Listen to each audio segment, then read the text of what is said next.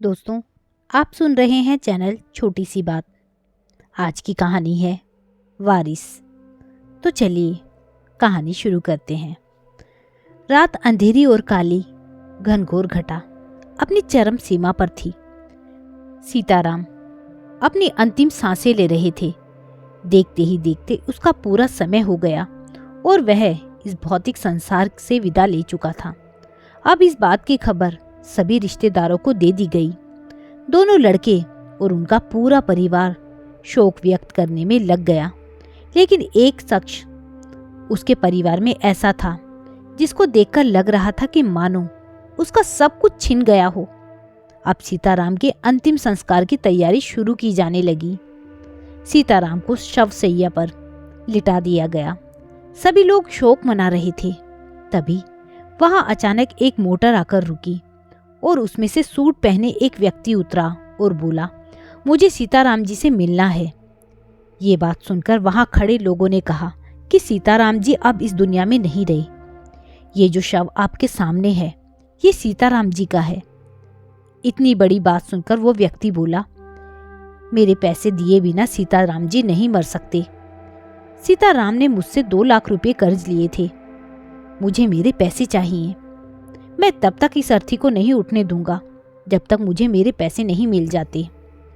अभी ये सब बातें हो ही रही थी कि तभी वहां एक और व्यक्ति अपना कर्जा लेने पहुंच जाता है।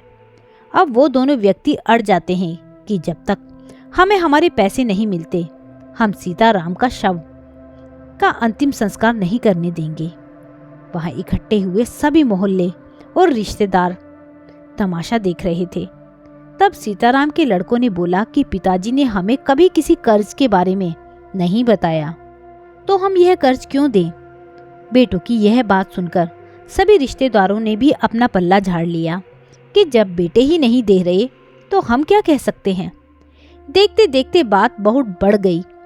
सीताराम की बेटी से ये सब नहीं देखा गया और वह तुरंत सीताराम के शव के पास आई और अपने सारे जेवर गहने उतारकर उन दोनों व्यक्तियों को देते हुए बोली, आप लोगों से जो भी कर्ज मेरे पिताजी ने लिया है उसको मैं धीरे धीरे उतार दूंगी। अभी आप मेरे सभी गहने ले लीजिए और मेरे पिताजी का अंतिम संस्कार करने दीजिए।